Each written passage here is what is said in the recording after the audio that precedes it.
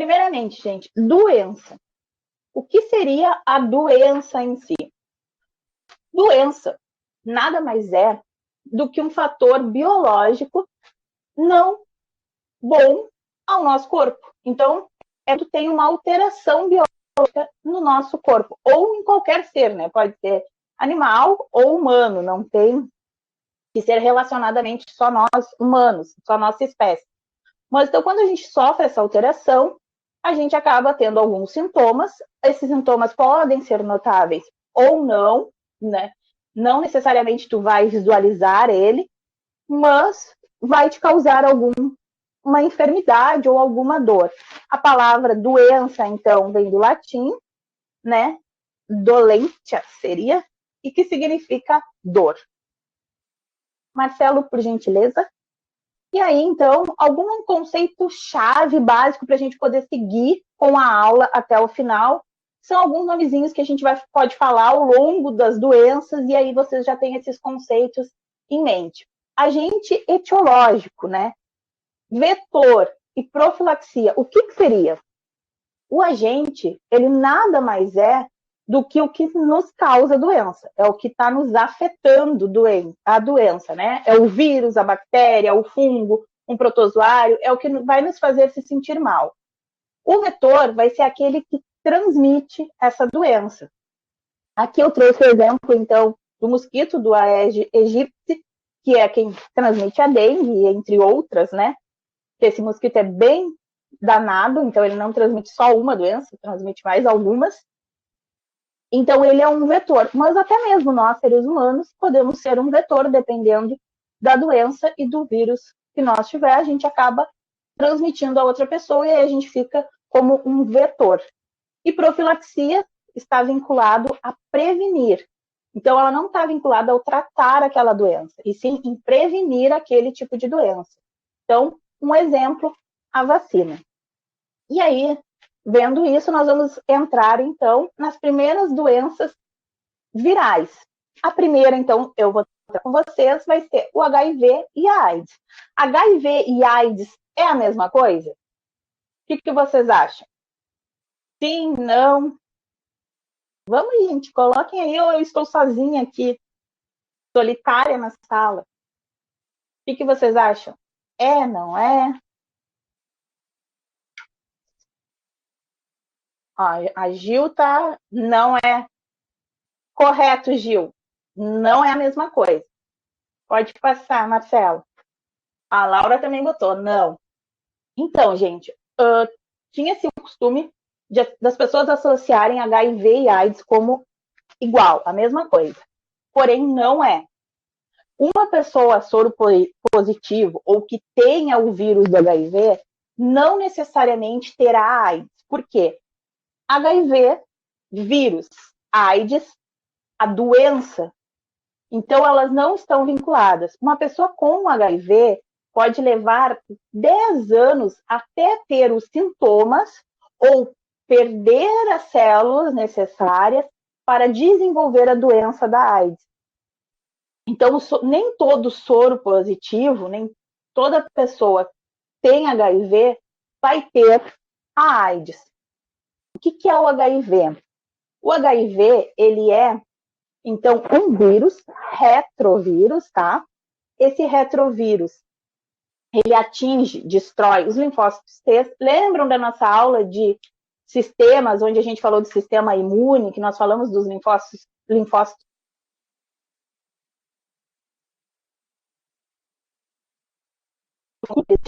para que nenhuma toxina, patógeno ou algo entre na nossa corrente?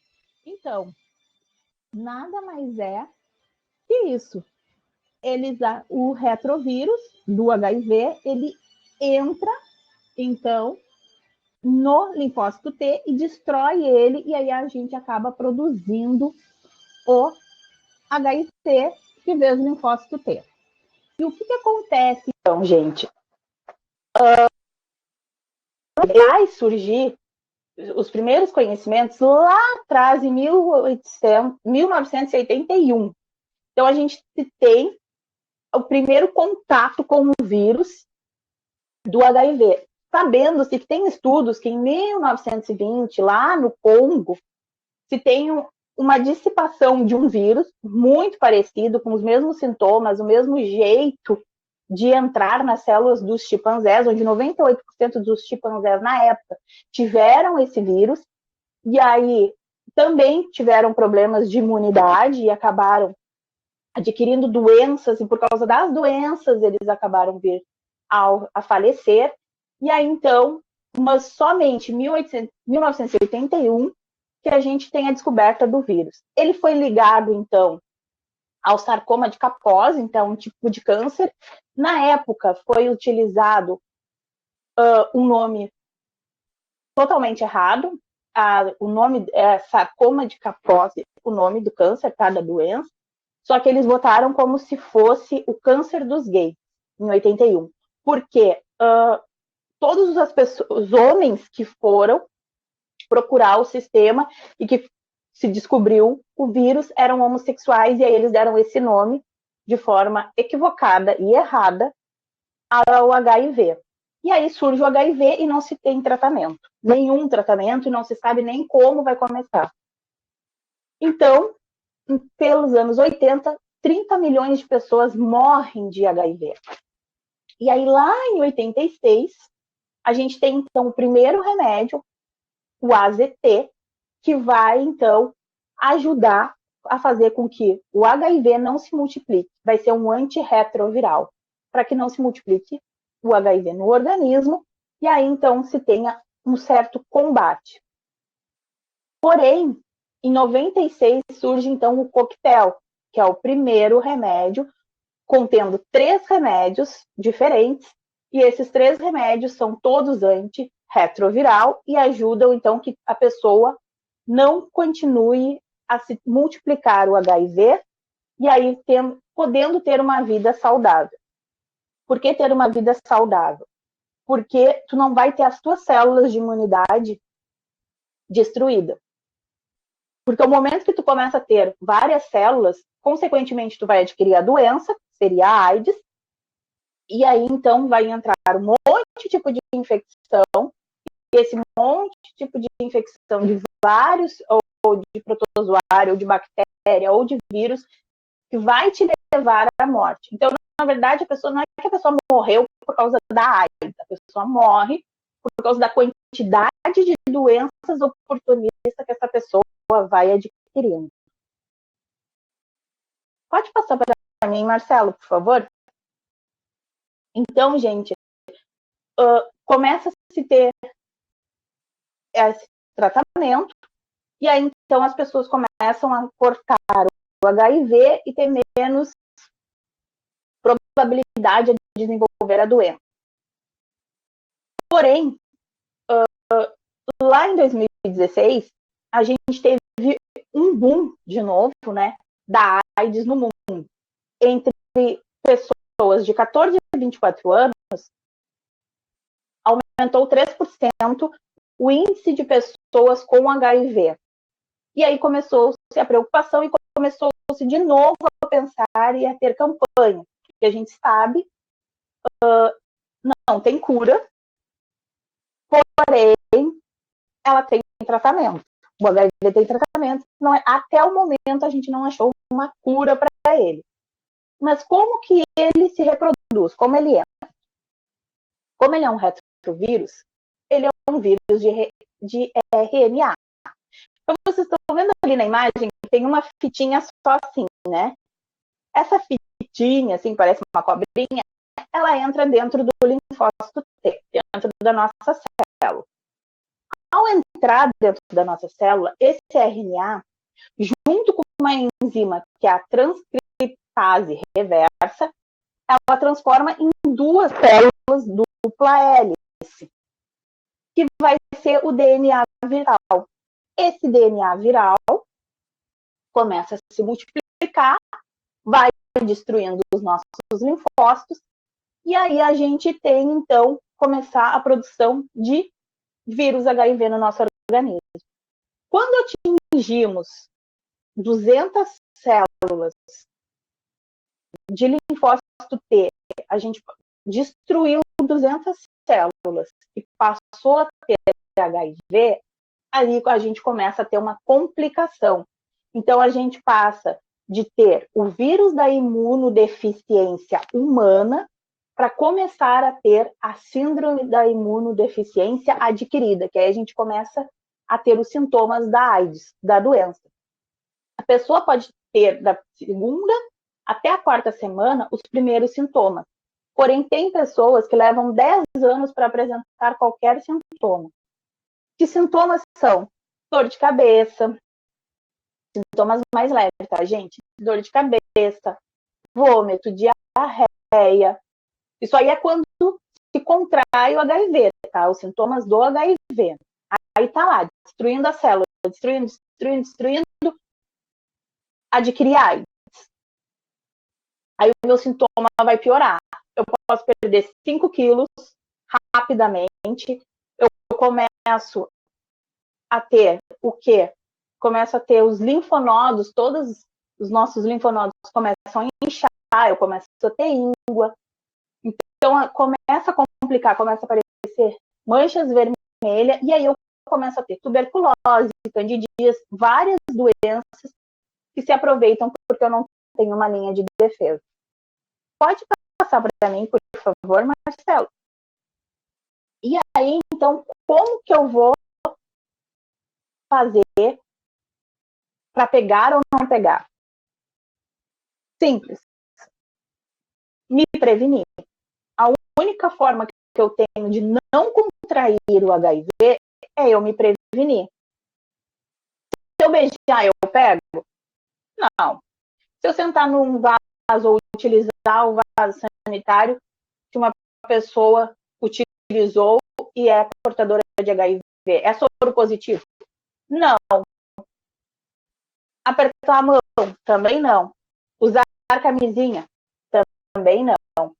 Porém, se eu não usar camisinha, tanto no sexo anal, vaginal ou oral, eu posso contrair.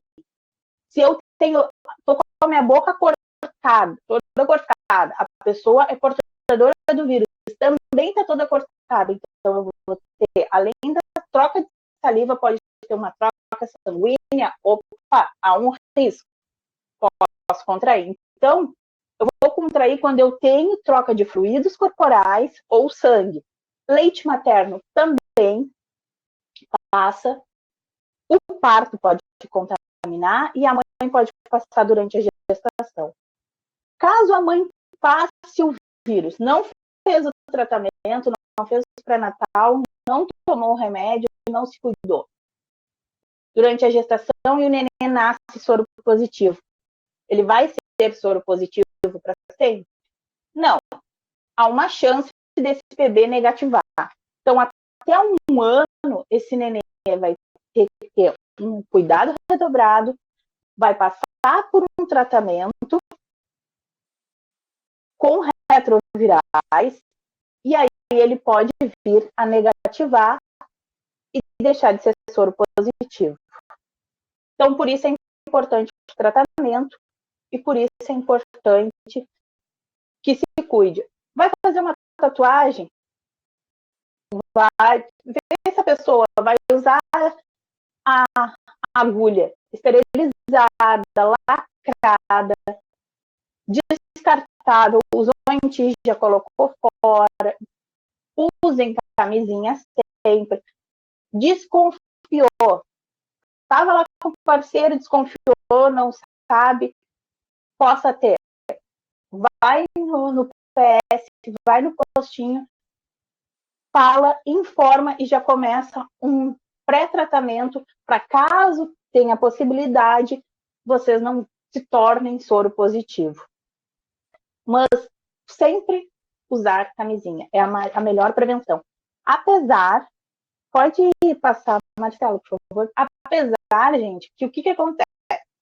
Lá em 2006, tem um estudo que diz que os homens que fazem a circuncisão, ou o corte do prepúcio lá do pênis, tem menos de 50% chance, menos por 50% de chance a menos de se contaminar. E a mulher, lá em 2010, saiu outro estudo também, que a mulher que usava um gel lubrificante vaginal com antirretroviral, também tem essa chance diminuída.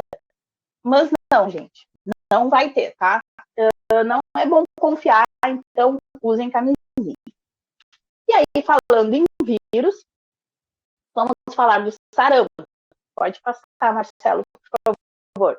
O sarampo também é uma doença causada por um vírus, o morbilivírus. Ele também é altamente contagioso, tá? E ele, assim, quando tu tem o contato, eu tô com sarampo, por exemplo, né? Você deve ter visto o videozinho lá, eu toda pintadinha, achando que estava com sarampo, tá? Então eu tô com sarampo e entrei em contato com você. O que vai acontecer? Se eu entrar em contato com 10 pessoas, 9 pessoas dessas 10, eu vou transmitir o sarampo, porque ele é altamente contagioso. E aí o sarampo, entre a terceira e a quarta semana, até a quinta semana depois de eu ter os sintomas, eu estou transmitindo ele. Então, por isso que tem que ter o cuidado. Os primeiros sintomas vai ser o quê? Dores de cabeça, uma febre, tosse, coriza. Então, pode ser confundido com a gripe. Então, temos que ter cuidado quanto a isso. O sarampo pode altamente ser grave, se tu não tratar, porque ele pode causar uma lesão cerebral. Então, ele é um vírus também bem perigoso. E era uma doença que estava totalmente erradicada no nosso país. Não existia mais casos de sarampo. Aí lá por volta de 2017, por aí 2018, começou a se ter um boom de sarampo novamente, devido àquelas campanhas anti-vacinação. Então, por isso é importante a vacina, importante que a gente faça a prevenção. Pode passar, Marcelo. O tratamento do sarampo, qual vai ser, gente? Os médicos vão dar remédios, tá? Para tosse, para febre, primeiro para tentar controlar. Se aumentar a gravidade, e aí tu tem manchinhas vermelhas, tu vai ter manchinhas brancas por dentro na bochecha, ou amarela, e aí tu começa a ter febrões mais altos, mas não baixa a tua febre, não cede, para que não venha a ficar pior, tu não tenha uma lesão cerebral, né, decorrente do sarampo, eles vão te dar a globulina anti-sarampo. Então, nada mais é que um remédio para evitar a propagação do sarampo no teu organismo. E aí, qual é a prevenção? Existem a vacina, 2 tipos, tá, de vacina, a tetraviral e a tríplice viral. Uma vai te imunizar contra a rubéola e a cachumba. Outra vai te imunizar contra a rubéola, cachumba e sarampo, catapora. Então, vai mudar isso, tá? Então, uma vai atingir a catapora e a outra não vai ter a catapora. É o que muda. Ambas vão com 1 ano, nós vamos ter que fazer o reforço aos 3 meses. Gestante não pode, porque é uma vacina de vírus atenuado, então é um vírus vivo, só que porém um pouquinho enfraquecido, então por isso quem é gestante não pode tomar a vacina, e nem quem está com algum problema de saúde, de imunodeficiência. Estamos até aqui tudo bem, gente? Alguma dúvida? Sim, não? Foi muito rápido, não foi? Podem me falar. Marcelo, pode mudar, por favor. Me avisem qualquer coisa. Tudo certo, Ellen? Então tá. Gente, então agora eu vou passar para o professor Rafael, tá? Ele vai conversar um pouquinho com vocês do Covid. Muito obrigado pela aula de hoje e até daqui a pouquinho, até a próxima aula. Eu aqui na frente da câmera, agora eu vou acompanhar vocês pelo chat, tá bom? Beijos, boa aula aí com o Rafael.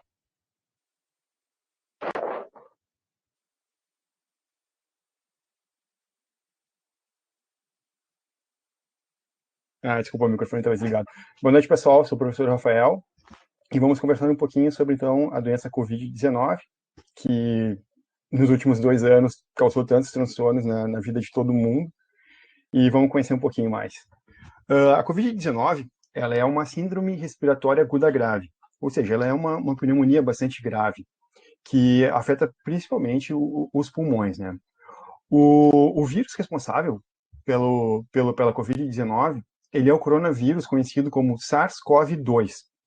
ele recebeu esse nome que vem de SARS, quer dizer Síndrome Respiratória Aguda Grave, CoV é de coronavírus, e o 2, porque ele é o segundo coronavírus que afeta humanos, né, desse tipo SARS.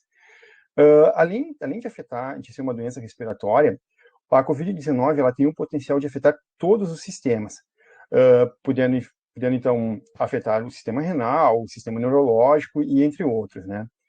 E ela é uma doença que se expandiu muito rápido. Dessa forma, ela se tornou uma pandemia, ela se tornou um problema mundial. Ela começou na China, em Wuhan, em 2019, e de lá ela se espalhou para todos os países. Existem 10 países no mundo, unicamente 10, que são países insulares, são ilhas bem pequenas que a Covid não chegou. Em todos os outros países do mundo, ela está sendo uma doença bastante importante. Para se ter uma ideia, são 211 milhões de casos no mundo, e no Brasil são em torno de 20 milhões de casos até o momento. Já morreram mais de 4 milhões de pessoas no mundo, e no Brasil a gente tem aproximadamente 574 mil mortes. A taxa de letalidade dessa doença no mundo é de 0,6%, e no Brasil ela é bastante alta, né? Ela é em torno de 2,8%. Ela é uma doença bastante grave em idosos e pessoas com comorbidades. Próximo slide, Marcelo. Então, quais são os sintomas, então, da Covid-19? Os principais sintomas são tosse, febre e fadiga. Aqui poderia acrescentar mais um, que surgiu um pouco depois, que é a falta de paladar e olfato. Outros sintomas não comuns, mas que aparecem bastante nas pessoas que apresentam essa doença, é a congestão nasal, a coriza, dor de garganta, dor de cabeça, a diarreia, o cansaço e a dificuldade de respirar, que é o sintoma principal de alerta, né? Quando a dificuldade de respirar começa a aumentar, começa a necessidade de ir para o hospital, e aí a doença pode se tornar cada vez mais grave, levando a pessoa a ter que precisar de respiradores artificiais ou mesmo de uma UTI. E quais são as formas de contágio da Covid-19? A gente pode pegar a Covid-19 através do contato do espirro de pessoas contaminadas, pessoas que estão tossindo, catarro, gotículas de saliva, o contato físico com pessoas infectadas e o contato com superfícies contaminadas. Ou seja, a Covid-19, ela sai junto do espirro, ela sai junto da excreção das pessoas. E às vezes até da respiração. Então, as pessoas contaminadas, elas soltam essas gotículas no ar e através disso que a gente pode se contaminar, tanto de superfícies ou do contato. Próximo slide, por favor, Marcelo. E quais seriam, então, os meios de prevenção da Covid-19? O mais eficiente e eficaz é lavar as mãos constantemente. Isso é fundamental para a prevenção da doença. Se mantiver as mãos sempre lavadas, com água e sabão, muito bem lavadas, ou na falta de água e sabão, higienizar com álcool, 70%, isso já ajuda bastante. Higienizar os seus objetos sempre, celular, os objetos que a gente precisa, que a gente encosta, que outras pessoas pode utilizar também é bastante útil. Manter a distância de 2 metros é bastante importante, principalmente se a gente não sabe se as pessoas estão contaminadas. Então, o distanciamento social é muito útil para a prevenção dessa doença. E evitar aglomerações. Evitar lugares aglomerados é extremamente importante para a prevenção da Covid-19. Quanto mais aglomerado for e mais fechado for os ambientes, mais fácil a doença é de se propagar. Então, evite aglomerações e evite ambientes fechados. Se não tiver como, tente procurar lugares com janelas abertas, com bastante circulação de ar. Uma outra forma importante é ficar em casa. Quanto mais a gente ficar em casa, menos a gente circular, é mais fácil prevenir a doença. Quanto ao caso de espirros e tosses, devemos tomar muito cuidado. Espirrar sempre num lenço, ou num papel, ou mesmo no braço. E uma outra coisa muito importante para a prevenção da Covid-19 é o uso de máscaras. Máscaras são extremamente eficientes. Outras coisas que ajudam na prevenção é o teste em massa. Quanto mais testar as pessoas e a população, mais fácil é a prevenção. O nosso país não optou muito pelos testes em massa, mas nós temos exemplos muito bons no mundo em que optaram por testar a população o tempo inteiro e conseguiram controlar a doença com muito mais facilidade. A Covid-19 é uma doença que ela não tem cura, não tem um remédio, não existe um remédio para o seu tratamento. E a principal forma de prevenção, então, como a maioria dos vírus, é vacinação. Vacinação em massa da população é a única forma de realmente barrar a transmissão do vírus. Então, as vacinas são importantes, elas foram desenvolvidas muito rápido e elas são o único jeito e a única maneira de parar o vírus. Bom, para a gente falar um pouquinho sobre a importância das máscaras. Aqui eu trouxe uma imagenzinha aqui que mostra a probabilidade de pegar a Covid-19 de alguém sem máscara e você com máscara é de 70%. A probabilidade de você pegar a doença se o portador da Covid estiver usando máscara e você não estiver usando máscara é de 5%. E a probabilidade de as duas pessoas, tanto o portador de Covid quanto da pessoa que não tem Covid, de pegar Covid, é de apenas 1,5%. Portanto, use máscara. A máscara é bastante importante e eficiente para a prevenção dessa doença. Próximo, Marcelo. Bom, sobre a estrutura viral, a imagem que a gente encontra na internet bastante sobre o coronavírus, essa aqui da nossa esquerda. O coronavírus é uma forma esférica e ele recebe esse nome por causa das espículas, que são essa parte vermelha, então que ele parece uma coroa, por isso que se chama coronavírus. E aqui a gente tem um esqueminha que mostra as principais estruturas. A gente tem ali o RNA, ele é um vírus de RNA, que contém uma proteína N, e essa proteína N é muito importante para camuflar o RNA e fazer com que ele pareça ser como se fosse da nossa célula. É dessa maneira que ele consegue infectar o nossa célula. Ele também tem uma membrana, né? E ele tem uma proteína E que ajuda a identificar, que é para o seu envelopamento.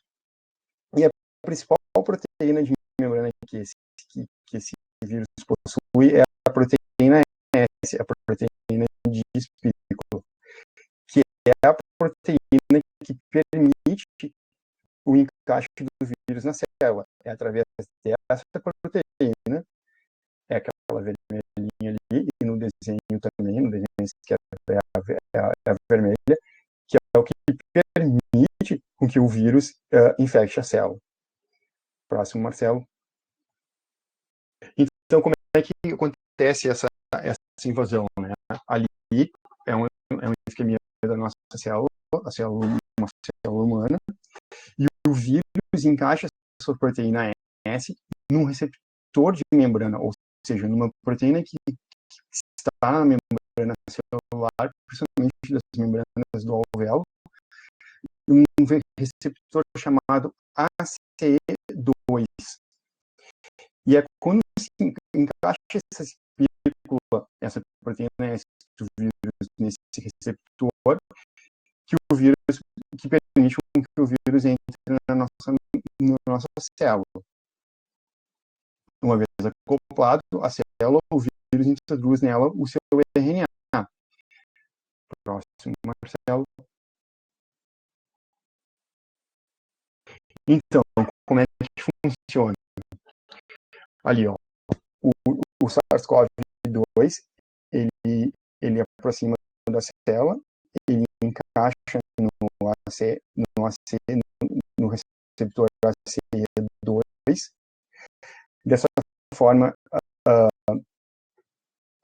um englobamento da célula no vírus e o vírus entra para dentro dela. E o que acontece?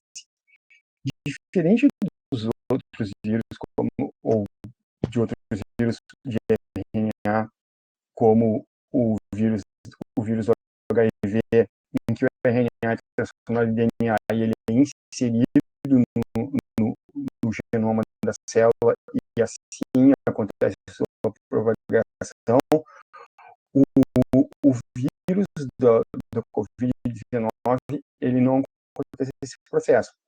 Ele é reconhecido pela nossa célula como um RNA mensageiro. Então, ele entra na célula e já sai como RNA mensageiro, ele já sai sendo feitas as proteínas que estão codificadas no seu RNA através do antígeno dos nossos ribossomos no retículo endoplasmático rugoso. Dessa forma, todas as proteínas que vão fazer parte desse vírus são feitas direto no nosso retículo. Inclusive uma proteína que faz com que ele se replique. Depois que ele faz todas essas proteínas e ele é replicado, ele vai ser montado dentro do nosso complexo de Golgi da célula infectada. Dessa forma, é montado novos vírus e os vírus estão prontos para sair da célula. Isso é bastante importante. A gente lembrar que ele não se insere no nosso DNA. E sim, ele é replicado e montado no citoplasma. Então, sobre Covid-19, era isso que eu tinha para mostrar para vocês. E agora nós passamos para Zika e Chikungunya, com o professor Daniel.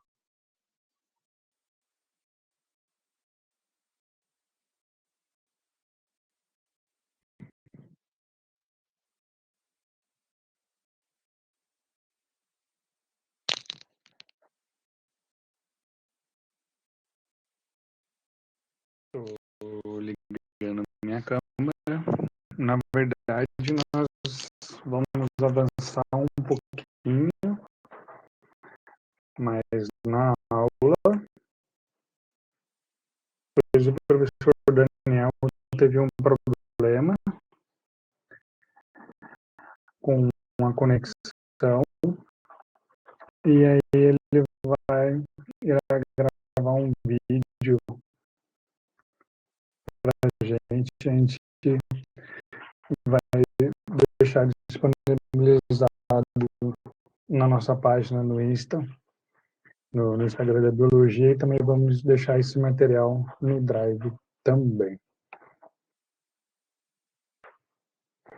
Então, eu sou o professor Marcelo, vou dar continuidade, então, falando de vírus, e o que eu vou falar com vocês agora é dengue.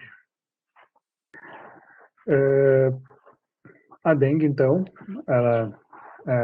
o vírus da dengue, ele é transmitido, então, pela picada de um mosquito, né, que é o Aedes aegypti, pela picada do mosquito fêmea, né. Esse mosquito, na verdade, ele é um mosquito com hábito diurno, que ele se multiplica em depósitos de águas paradas, acumuladas, nos quintais de casa, a céus abertos, e por aí vai. Ou seja, ele vai se acumular onde se tem água parada, né? Por isso que todos os anos a gente vê bastante na televisão, em redes sociais, principalmente em épocas de períodos chuvosos, para a gente não deixar água acumulada.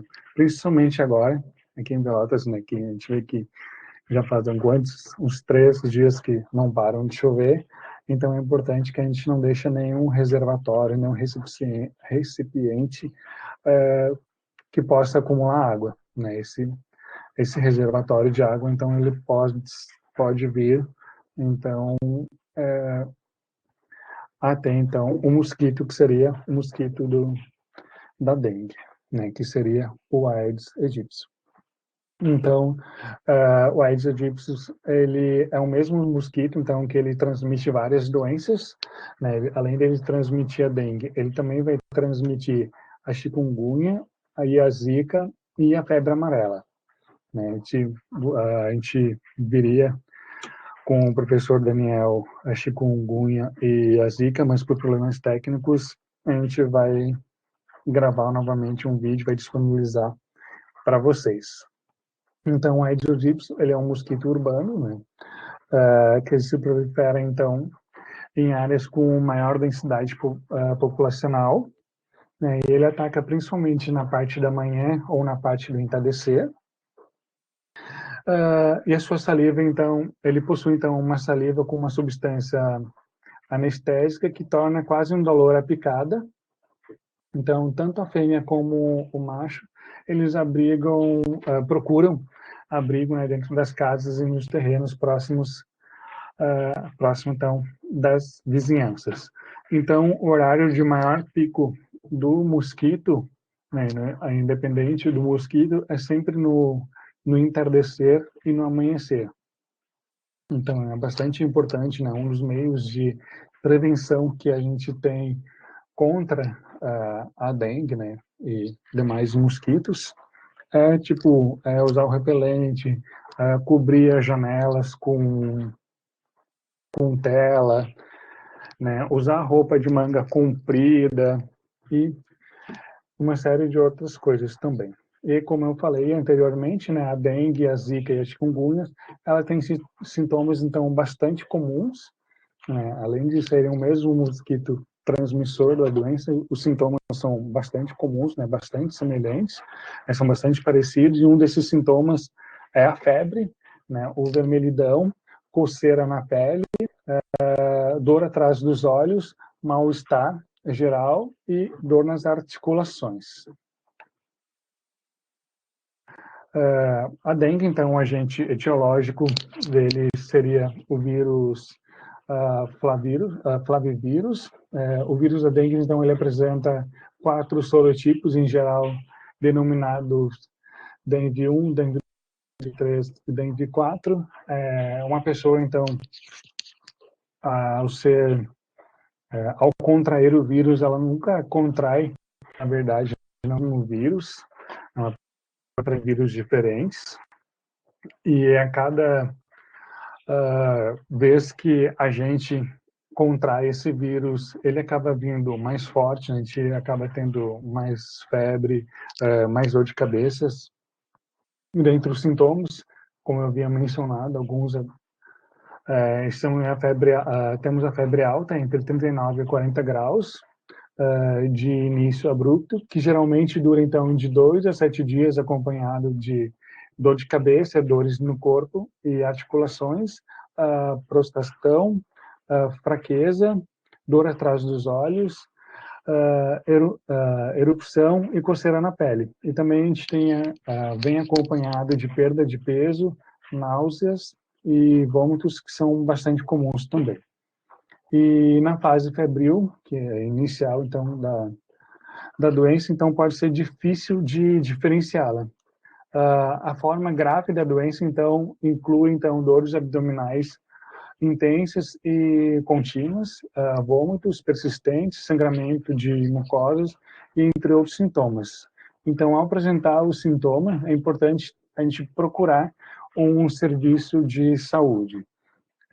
Como a gente pode ver, os sintomas daqui da dengue, eles são bastante semelhantes ao que a gente veria com o professor Daniel, né, com a chikungunya e com a zika, né, sempre vai vir acompanhado de febre, dor de cabeça, dores no corpo. Esses sintomas, então, inicialmente é difícil de a gente identificar, mas sempre que a gente apresentar algum desses sintomas, e principalmente estiver em alguma região onde se tem a ocorrência desse mosquito com o vírus, então a gente tem que estar sempre alerta, né? Aparecer algum desses sintomas, procurar de imediato um posto de saúde, ou um hospital, alguma coisa assim.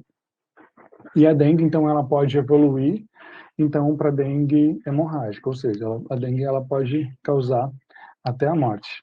E os meios de prevenção, né, o tratamento contra a dengue, então, seria os analgésicos. Já se tem uma vacina para dengue, mas essa vacina ela só tem, por enquanto, nas redes privadas, né, não se tem ainda na rede pública. e custa mais ou menos em torno de R$ 350 a dose, não é muito barato. Vou falar com vocês agora um pouquinho de malária. Né? A malária, ela é uma doença parasitária que pode ter evolução rápida e ser grave. Ela pode ser provocada, então, por 4 protozoários do gênero Plasmodium. Né? Tem diferentes protozoários que possam vir usar, né, a malária. Né? Eu destaquei 2 desses 4, o Plasmodium vivax e os Plasmodium falciparum, que são os que mais ocorrem aqui no Brasil. Né? E a transmissão da doença, ela se dá, então, pela picada do mosquito do gênero Anopheles, infectada com esse parasita, né? Com o Plasmodium, com esse protozoário, Plasmodium. Então, esses mosquitos, eles também são conhecidos como anofelinos e dentre outros nomes. Aí eu trago aqui nesta imagem para representar para vocês o mosquito Anopheles, que é o mosquito que vai causar malária.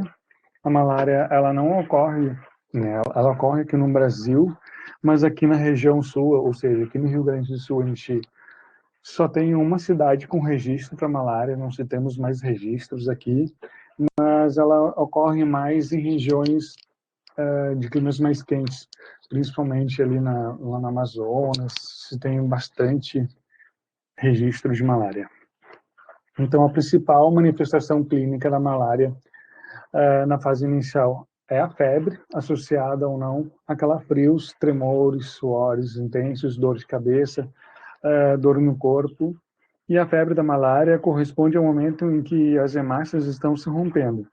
Então, quando a pessoa contrai a doença, ela pode ter também, dentre outros sintomas, vômitos, diarreias, dores abdominais, falta de apetite, tonteiras e sensação de cansaço.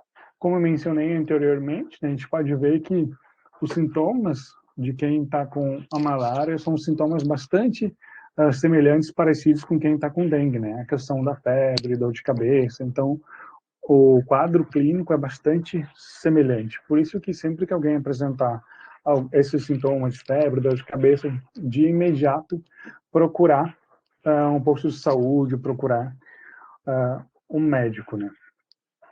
E então eu trago aqui o ciclo, né, da doença. Então, após a picada, o mosquito picar o ser humano, né, os parasitas eles chegam rapidamente no fígado, né, onde eles vão se multiplicar de uma forma bastante intensa, né, já na corrente sanguínea eles vão invadir os glóbulos vermelhos e em constante multiplicação, então eles começam a destruir os glóbulos vermelhos. Então, a partir desse momento, então, que a gente já começam a aparecer os primeiros sintomas da doença. O ciclo da doença é bem simples, bem básico, né? Através, então, da picada do mosquito, então, os parasitas rapidamente eles já chegam no fígado, né? E eles vão passar pela corrente sanguínea. Lá na corrente sanguínea, então, eles vão começar a destruir os glóbulos vermelhos.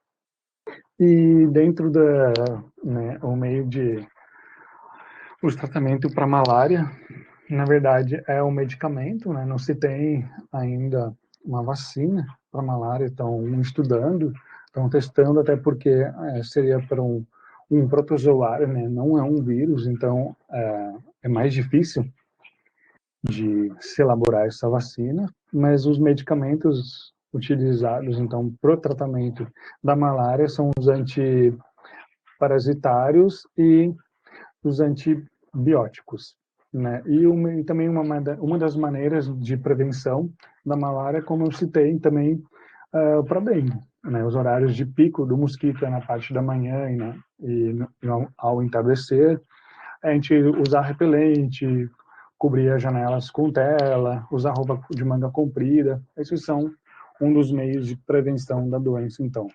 Da minha parte era isso. Vou passar, então, agora para o professor Jonathan. Então, boa noite, pessoal. Eu sou o professor Jonathan e vou trabalhar com vocês agora um pouco sobre as verminoses. Pode passar, Marcelo. Então, as verminoses, elas são causadas por parasitas, por vermes parasitas. E o que seria, então, esse parasitismo? O parasitismo é quando um organismo, que é chamado de parasita, se aproveita de outro organismo, que é chamado de hospedeiro, de alguma forma, né, para o seu desenvolvimento. Então, esse hospedeiro ele pode ser intermediário, que é quando o parasita passa uma parte do ciclo de vida dentro desse hospedeiro, por exemplo, muda de um estágio larval para outro, e pode ser o hospedeiro definitivo, que é quando esse parasito, ele está na fase adulta, no corpo desse hospedeiro, e faz a reprodução. Então, no caso das verminoses, os filos desses vermes é o Fintes e Nematoda. Pode passar, Marcelo. Então, a principal verminose causada por plateumintos, pode passar. A principal verminose causada por esse verme importado é a esquistossomose. Então, o que acontece com a esquistossomose? Ela é uma doença por animais do gênero Schistosoma. Essas espécies podem causar doenças no ser humano. Espécie que vive nos vasos sanguíneos do fígado, outra que vive nos vasos sanguíneos do intestino e outros sanguíneos da bexiga. Mas a principal, que o Enem aborda bastante, é a Schistosoma mansoni, que às vezes até no Enem ela é abordada como esquistossomose mansônica. Então, o que acontece? O nosso corpo ele é o hospedeiro definitivo para o esquistossoma e eles vivem nos vasos sanguíneos do fígado. Na fase da reprodução, o macho e a fêmea eles se dirigem pelos vasos sanguíneos do intestino.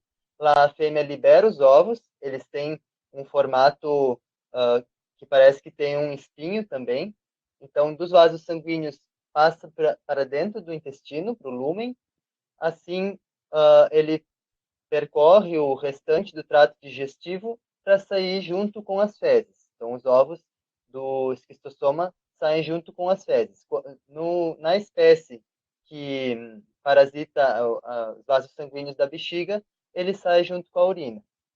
Mas, então, voltando a falar do esquistossoma mansoni. Esses ovos, quando eles caem na água, quando em ambientes sanitários não adequados, eles eclodem os miracídios. Esses miracídios precisam achar um caracol, mujo, planorbídeo, da família dos planorbídeos, do gênero Biunfilaria. Não é qualquer caramujo que esses parasitas utilizam como hospedeiro. Penetram para dentro do planorbídeo, do gênero Biunfilaria. Lá, os miracídios eles passam para uma nova fase larval, que são as cercárias. Então, um miracídio, mais ou menos, a origem é 200 cercárias. Saem dos planorbídeos, nadam livres na água até encontrarem um ser humano. Então, quando elas encontram um ser humano, elas penetram a pele dele, passam para os vasos sanguíneos e se dirigem até o órgão que vão infectar. No caso do esquistossoma mansoni, é o fígado. Pode passar, Marcelo. Então, quando as cercárias elas penetram a pele, elas causam coceira. Então, esses locais também são chamados de lagoas de coceira. Mas qual é a real... que essa doença causa na realidade? Ela causa a ascite. Então, ela também pode ser chamada de água, e em decorrência da ascite, que é o extravasamento de líquidos que ficam nos tecidos. Então, quando os ovos perfuram os vasos sanguíneos do intestino para dentro do intestino, a liberação de líquidos, e o sistema linfático ele não consegue, não é capaz de recapturar todos esses líquidos para não ocorrer esse inchaço. Então, esses líquidos ficam ali no tecido e causa a ascite. Então, qual é a forma de prevenção? De modo geral, é interromper o ciclo de vida do esquistossoma. E de que maneira? Com instalações sanitárias adequadas, os ovos, para que as fezes contaminadas que tenham ovos do esquistossoma não cheguem a leitos de rios e assim os miracídios não consigam encontrar os planorbídeos. Outra forma também é controlar a população dos planorbídeos, desses caramujos do gênero Biunfilaria, e isso caiu bastante no Enem também. Então é uma das formas. Pode passar, Marcelo.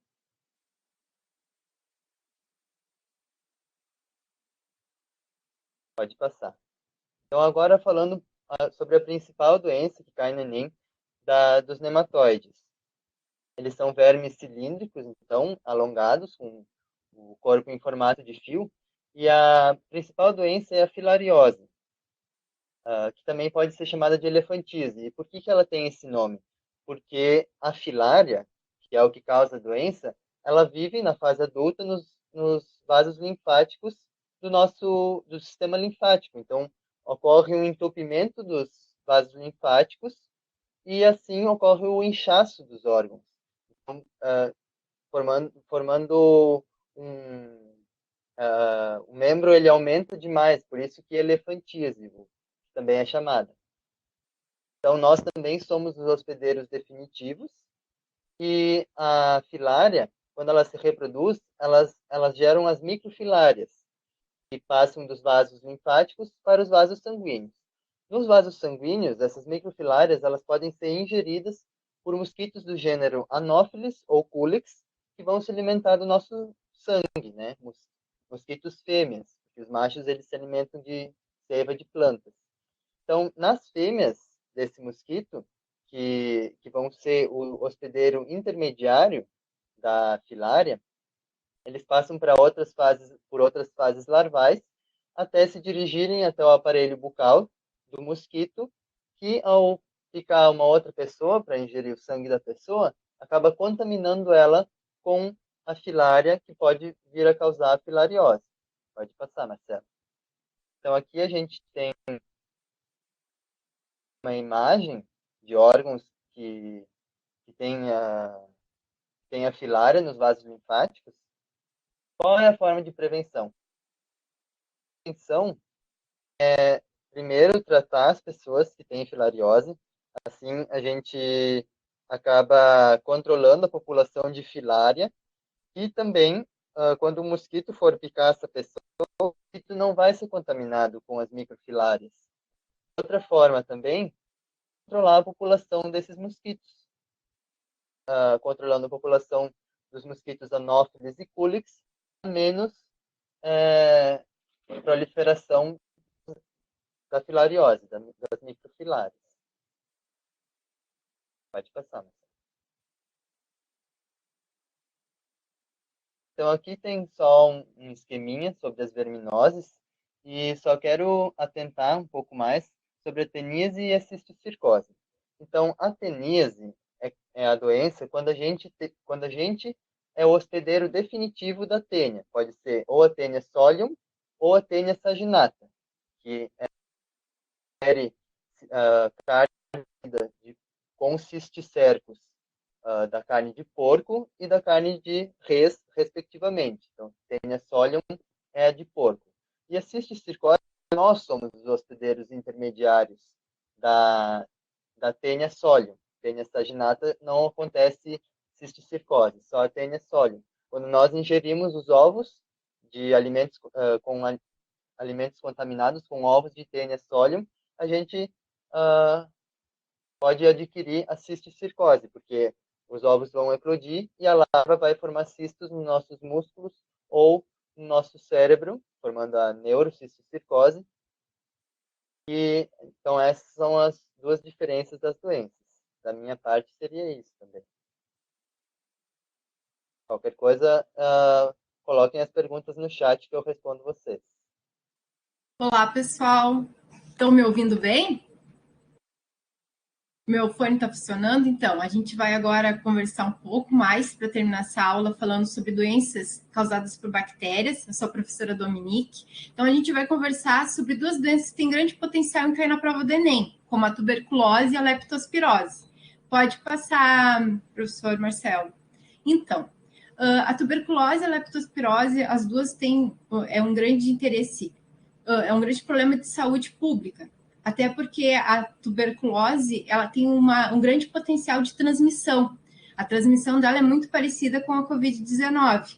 Aqui eu trouxe um gráfico para vocês poderem observar que tem uma faixa de 2011 até 2020 e em torno, assim, a cada 100 mil habitantes foi observado o número de pessoas com tuberculose. Então, é importante, as provas vêm muito gráficos, então é importante vocês saberem identificar o que está se falando dentro do gráfico, que é que nós temos um período de anos, né, em relação ao número de casos e quanto está ocorrendo a cada ano o número de casos em cada 100 mil habitantes. Então, a gente observa aqui que em 2019 foi o maior período com o número de casos de tuberculose, sendo que teve uma queda em 2020.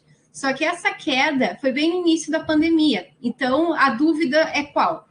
Essa queda do número de tuberculose é porque as pessoas não foram a um posto de saúde e comunicaram e começaram um tratamento para tuberculose, ou foi devido à questão que o isolamento também funcionou em relação à tuberculose e as pessoas não transmitiram, né? Não tiveram acesso à bactéria. Então, são pontos que muitos pesquisadores estão tentando entender o que está acontecendo. E a leptospirose é uma doença que ela ocorre, principalmente em tempos de chuva, né, alagamentos, em locais onde tem muita sujeira e chama ratos, então, onde tem esgoto aberto. Então, é muito relacionado ao nível socioeconômico e à estrutura sanitária da população. E ela ocorre muito, aumenta o número de casos em dia de chuvas, porque é transmitida pela urina do rato. Então, é um momento que a gente tem mais contato com a água, essas águas contaminadas. Pode passar, Marcelo.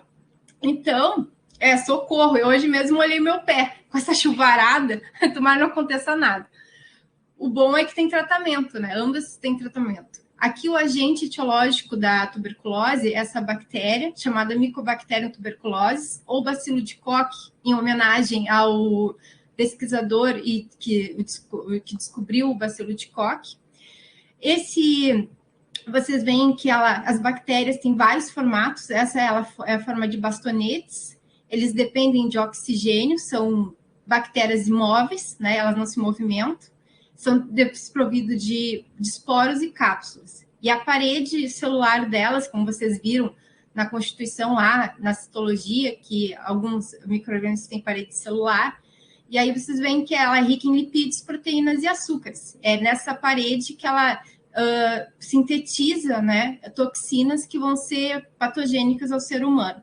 E essa Mycobacterium tuberculosis, ela é a principal que provoca a doença, a tuberculose nos seres humanos. Porém, ela está dentro de um complexo Mycobacterium tuberculose. O que é esse complexo?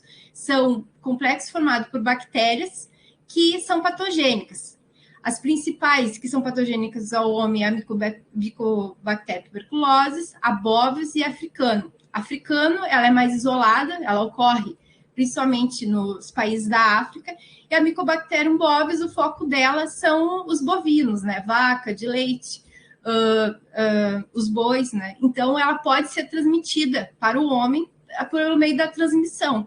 Se esse gado, se essa vaca leiteira não é tratada e a gente consome tanto a carne como o leite desses animais, a gente vai estar ingerindo, né, bacilos de Koch e podemos desenvolver a tuberculose. E tem outros tipos de micobactérias que elas não acometem o homem e tem as específicas que acometem apenas ratazanas dentro desse complexo. Pode passar, professor.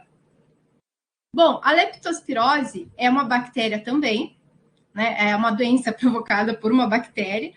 O agente etiológico é a bactéria Leptospira interrogus, que provoca a leptospirose. Ela é uma bactéria que a gente pode ver que ela tem um formato totalmente diferente da Mycobacterium tuberculose.